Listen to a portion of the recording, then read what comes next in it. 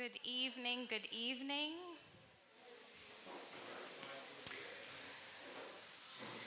Good evening and welcome to our esteemed guests, Honorable Barbara Rodzi, Minister of Tourism and Hospitality Industry,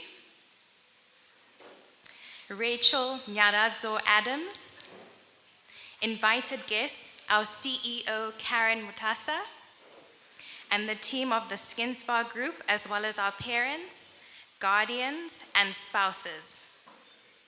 My name is Soraya Fahad, and I will be your MC for this evening.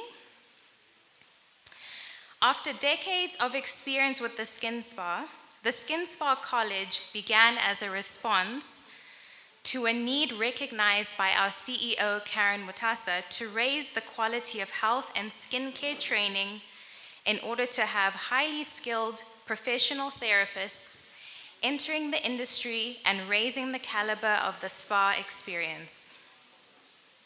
Initially, this started off as a franchise with the Camelot International Group in 2016. However, it became apparent early on that this franchise was not suited to the needs of our Zimbabwean students. And from 2017, a syllabus change and rebranding occurred, thus giving us the Skin Spa International College of Beauty. Quickly, the Skin Spa grew into one of the most sought-after, reputable institutions to study at, offering the prestigious CEDESCO and ITEC certifications. The change proved beneficial, and by 2018, high pass rates were achieved of 98 to 100%. Over the years, the Skin Spa College has strived to ensure it achieves its mission of producing high-class therapists by consistently endeavoring to provide world-class education and facilities to provide students with the best possible opportunity to gain the best knowledge and reach their potential in the health and wellness industry. A few of you may know that I was also once a student at the Skin Spa College. Only for about 3 months though, because pakaipa. It's hard, guys. Ladies and gentlemen, there are many misconceptions about the beauty school out there. Some people say beauty school is easy. Some people say it's not even a real school. Some also say beauty school's for people that are not looking for serious jobs, and it's all not true. Little do they know that the beauty industry is a multi-million-dollar industry. Just like any other schooling experience, in beauty school, knowledge is shared, learning occurs, and skills are tested. Estheticians, nail technicians, and body therapists are some of the most well-paid professionals globally. Tonight, as we honor our graduates, let's acknowledge and appreciate the long classroom hours, the late nights, sometimes even the tears that they put into it to get to this point in their journey. Please, can we give our graduates a round of applause?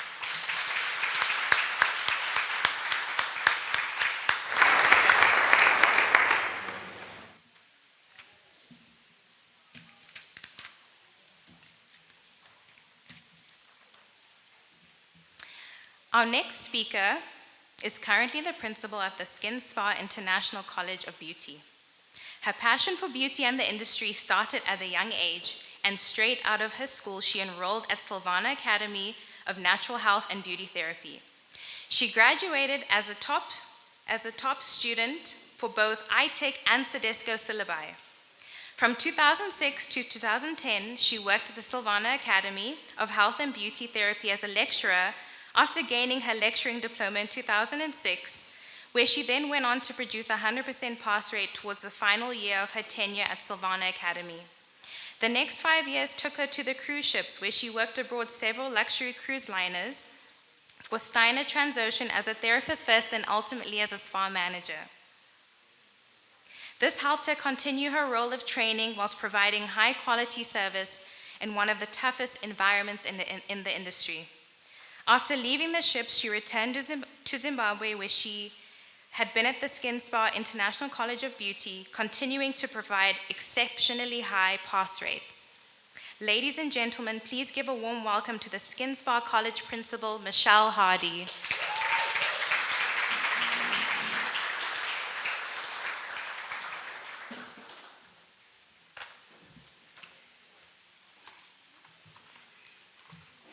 Good evening, everyone. Thank you, Soraya, for that warm welcome. I see you hijacked my profile off the webpage. Good evening and welcome to our esteemed guests and observing all protocol previously mentioned by Soraya. I would like to give you a very warm welcome as we all come together this evening to honor our graduates and celebrate the class of 2023. As this is my final address, I do promise to keep it as short as I possibly can, hence I wrote it down. So, to begin for this year, I have to admit it does feel like I was just here almost yesterday, bidding the class of 2022 farewell and good luck. But on the other hand, I have to say, it's been a challenging year. At some points, I really did wonder if we were going to make it through, but here we are. It might have taken a few lectures, or several, might have taken a bit of bribery and pushing, but you made it. So let me begin by saying my heartfelt, warmest congratulations to you all. Each and every one of you has put in a lot to be sitting here today. And for that, I think you deserve to give yourself a round of applause.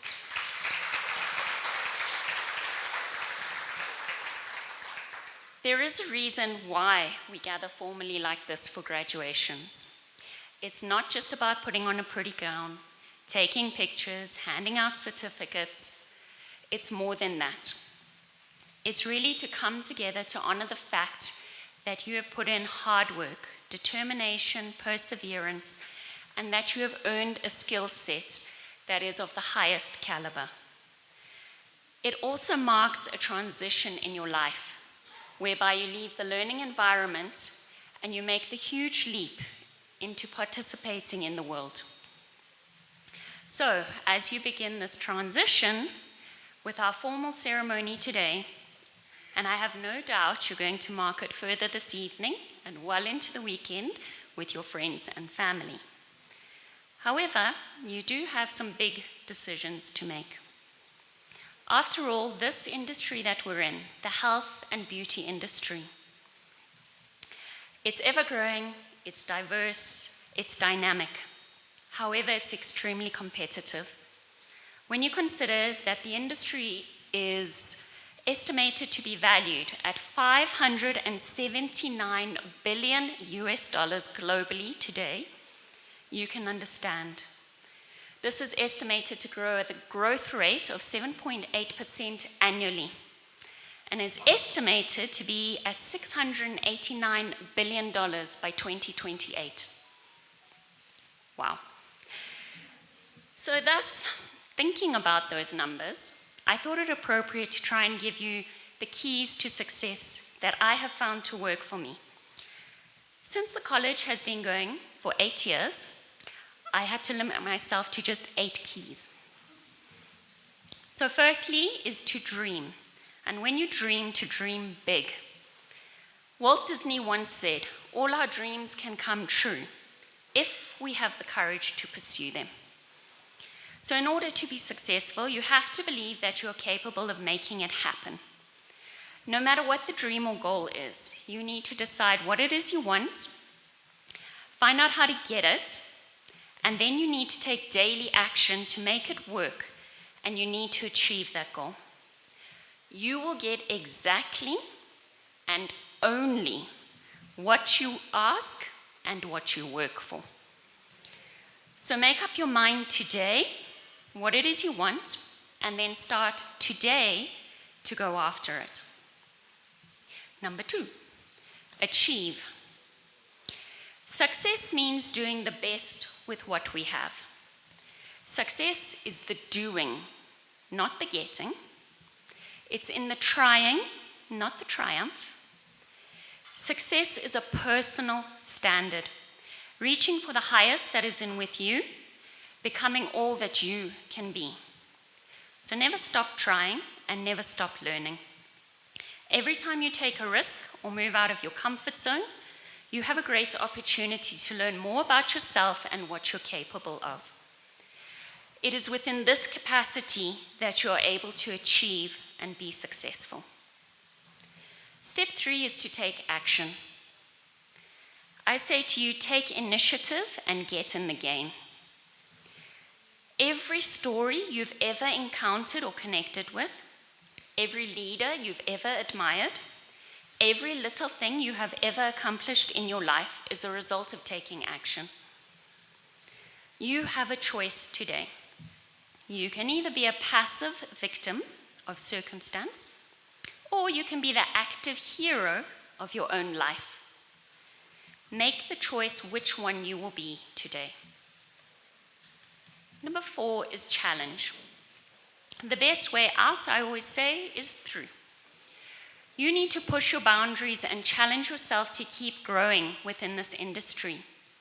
What you learned with me is not the end. There's still loads more out there. And like I said to you, it's an ever-growing dynamic industry. It keeps evolving. You too need to keep evolving and challenging yourself. Never be complacent, as the competition is always just a step or two behind you, ready to take your place. So challenge yourself daily to be the best of the best of the best. Number 5 is persistence. Persevere. I'm sure you're all familiar with Thomas Edison. When he invented the light bulb, he was quoted as saying, "I have not failed 10,000 times, but rather I found 10,000 ways not to do something." By trying one more time, the light bulb was invented. And so the lesson learned is that our greatest weakness lies in giving up. The only way to success is to try just one more time and never give up. You are sitting here today, so you definitely did that. Persevere, as life is not smooth, it's not easy going. There's always going to be challenges and tribulations. It's about how you handle them and work through them. So without continual growth and progress, words like improvement, achievement, and success will have no meaning. Number 6 is determination. This one I learned the hard way. Many years ago, as you heard, when I was on ships, I had a manager in head office who was very focused. He was what I would call a determined man. He would push us beyond our limits to achieve higher than ever targets, set goals for us that seemed unrealistic. One day during a conference call, one of the other managers on another ship had the audacity to say to him, "But it's really hard to keep the staff determined." Do you know what he turned around and said?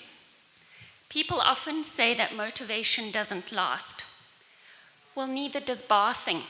So that's why we recommend it daily." Well, nothing's never been more true. Determination really is a daily event in order to be successful.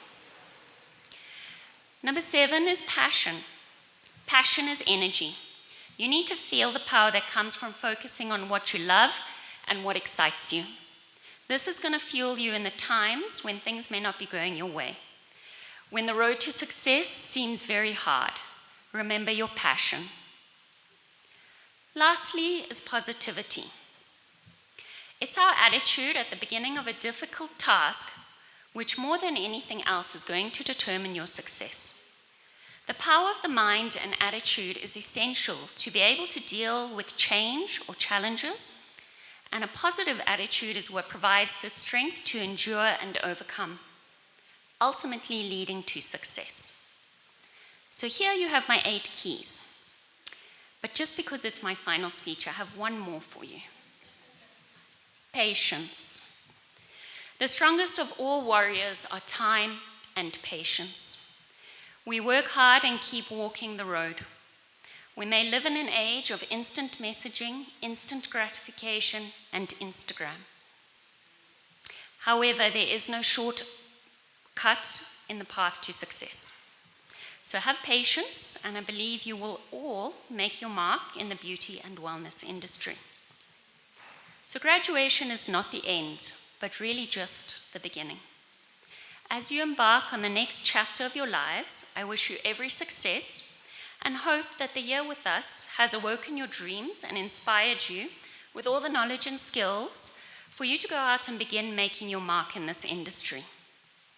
I'm thrilled to share in the excitement of your graduation day, and I am truly very proud of each and every one of you for making it through your programs. I wish you all a safe and happy festive season and a successful 2024. Thank you.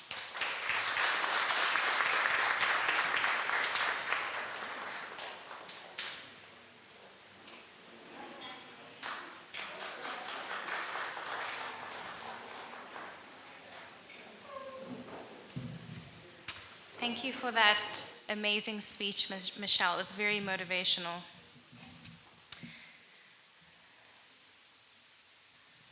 Our keynote speaker is a leadership and transformation practitioner who is trained in organizational systems, ontology, neuroscience, and anthropology. She has worked with leaders of diverse backgrounds and seniority from across the African continent and beyond. She's committed to courageous conversations and creates safe spaces for clients to explore some of their toughest conversations. Rachel was the former Associate Director for Africa at Yale University and headed up the McKinsey Leadership Program at McKinsey. She is a graduate of the University of Oxford and the University of Cape Town. She is a Mandela Rhodes Scholar, a Desmond Tutu Fellow, Felix Scholar, and a Mellon Mays Scholar. Rachel sits on the boards of Minds, Jake's Gerwal Fellowship, St. George's College, and Old Mutual Youth Fund. She is a contributor for Inc. Africa. Ladies and gentlemen, please give a warm welcome to Rachel Nyaradzo Adams.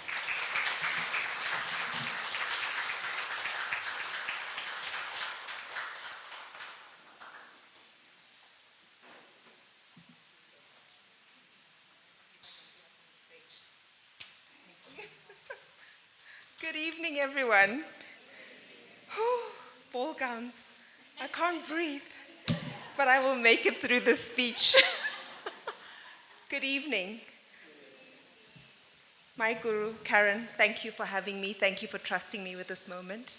Honorable Minister, thank you so much for honoring us with your presence. All honorable guests, welcome, and thank you, Michelle, for that really inspiring speech. So I'll follow on from where you started. We have a few shared themes. A few years ago, my first boss in my first professional job took me on a date, a romantic date. Now, I didn't agree to this date. He had told me that he was taking all the new hires on a one-on-one dinner meeting to get to know them better. In my naivety, I believed him. It was my first job after my degree, and I was green and didn't know any better. I thought I was fulfilling part of my KPIs. It was upon arriving at the restaurant, which was candlelit and playing soft music, it was upon noticing the uncharacteristically beautiful flower centerpiece on the table and noticing the shift in his demeanor that I realized, wait, I've been duped.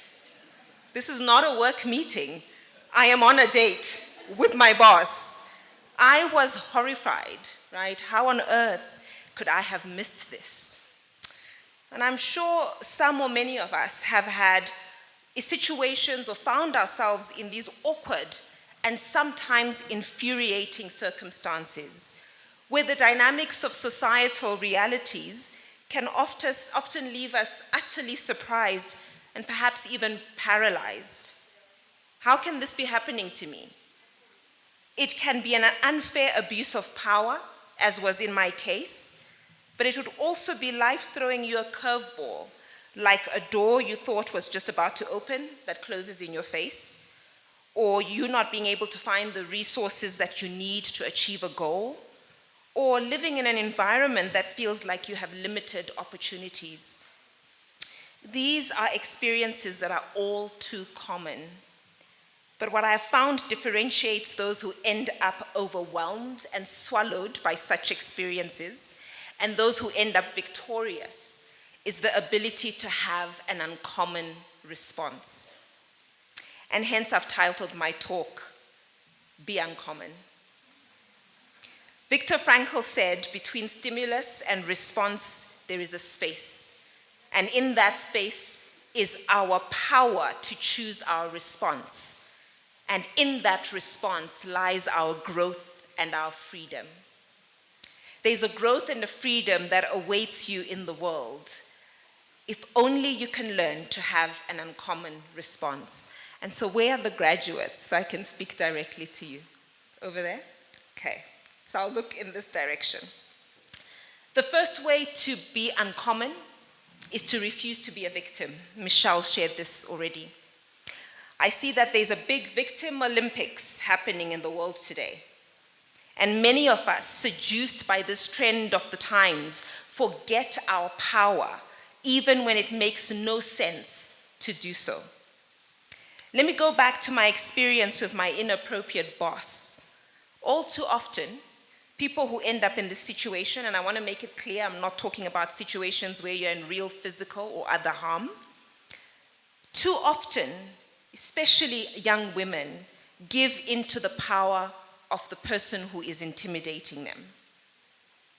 This is important for you to remember. No matter how frightening a situation is, no matter how powerful the person in front of you, you always have power.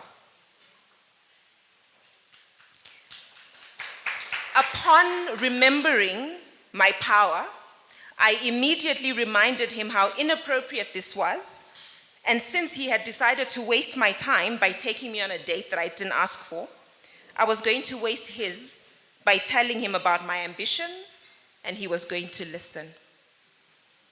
He initially was shocked, he couldn't believe what I'd just said, but when he recognized my power, he settled into his rightful position.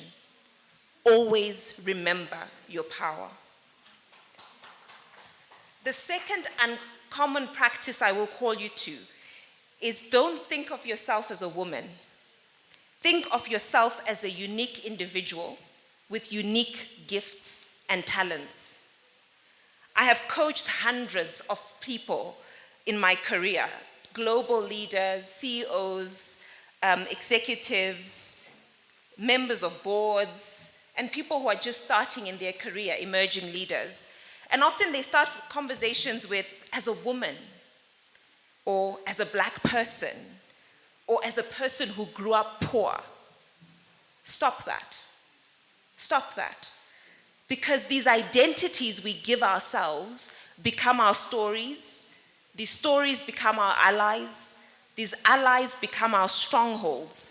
And over time, we limit ourselves to those very limited identities.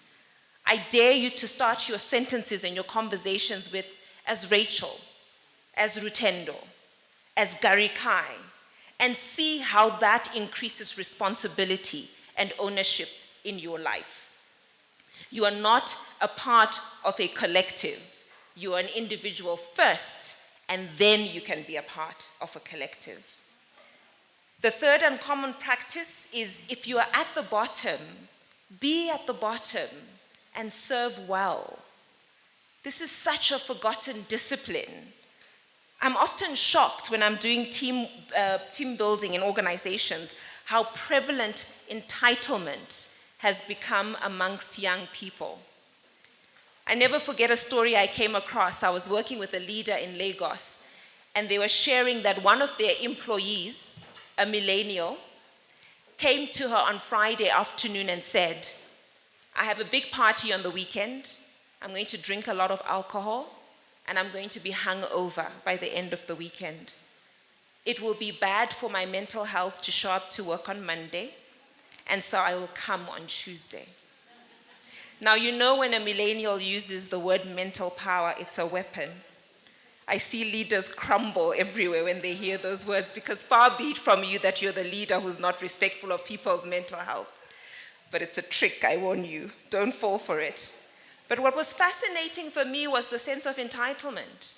By all means, drink if you like. By all means, be hungover if you like, but that is your personal responsibility. Learn to deal with it and show up like a professional, like the rest of us. The human rights that have been fought for on our behalf are not so that we become lazy and entitled. They're that we take those rights and use them with a sense of responsibility.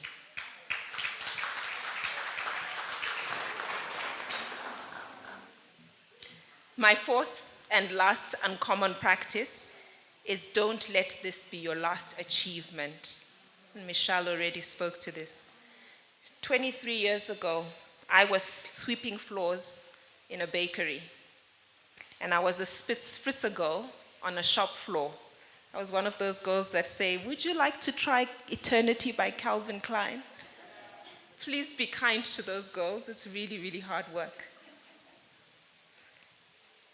And at this point in a speech, people often say, I wouldn't have imagined that my life will be as it is now.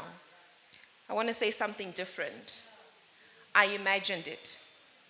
I believed in my madness. I gave myself permission to dream beyond where I was. And as a neuroscience coach, I can tell you that the human brain does not differentiate between a real experience and an imagination. That's why visualization is such a powerful process. If you can see yourself where you want to end up being, that's where you end up being, which means you're much better off affirming yourself than telling yourself you can't.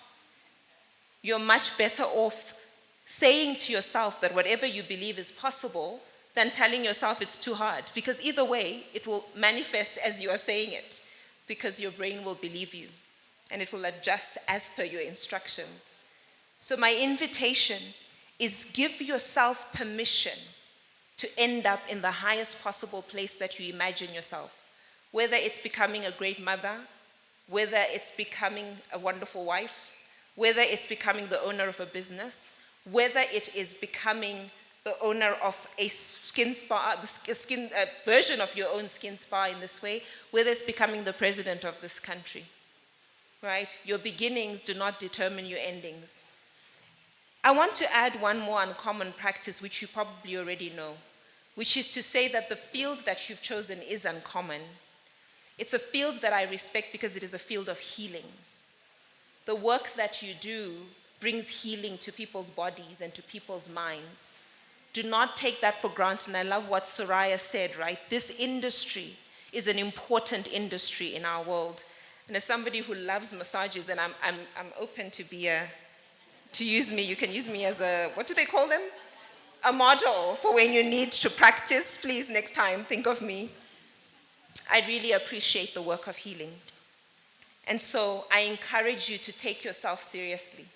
When I decided to study anthropology, people didn't think I'd chosen a serious discipline, but it was a discipline that resonated with my very bones, and I knew that it spoke to my calling. And so take yourself seriously, and other people will. So let me repeat. Between stimulus and response is a space. In that space is our power to choose our response. In our response lies our growth and our freedom. There's a growth and a freedom that awaits you in the world if only you can learn to have an uncommon response. So don't be a victim. Don't be afraid to be uniquely you. Be humble and accept your station. Do the best you can. And never allow this achievement or this moment to be your last unless you say so. Be uncommon. Congratulations and all success to you.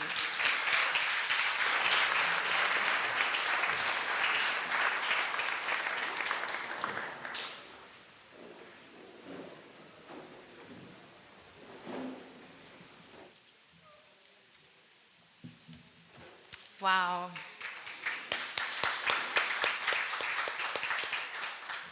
Thank you so much for that amazing speech, Rachel. I am just mind blown, actually. Makes you want to check yourself, you know, like introspect. Um, so our next guest needs no introduction, really. But I will say a few words. I don't have anything prepared for her. I actually didn't know I would be introducing her. But she's a powerhouse of a woman, someone that does not take no for an answer. I've learned so much from her. My fellow Skin Spa team and I can honestly say that she's truly just amazing. She's passionate about the industry, and because she is passionate, she was able to birth the Skin Spa as well as the Skin Spa College. She's consistent, something that I really admire and love about her. She's a mother to me, an aunt. So would you please all join me in introducing the CEO and founder of the Skin Spa College, Karen Mutasa.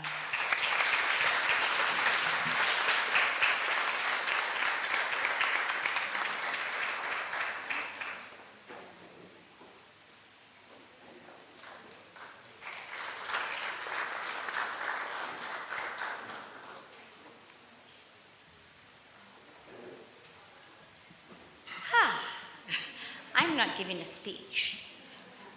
I'm just really have one job to do tonight, and that is to introduce the most remarkable woman, actually, and I have to be proud